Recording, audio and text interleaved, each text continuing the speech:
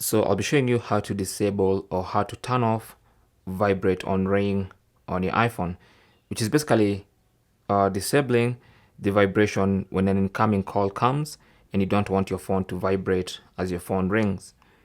So what you can do is tap on settings. On the main settings page, scroll down to sounds and haptics, tap on that, and then go to ringtone, tap on that, and then on your ringtone, at the top of the ringtone page, this is where you normally select the ringtone you want. At the top, there is vibration. So tap on that and then choose none, which basically means there's not going to be any vibration as your phone rings during incoming calls. And that's basically how to disable or turn off vibrate on ring on your iPhone.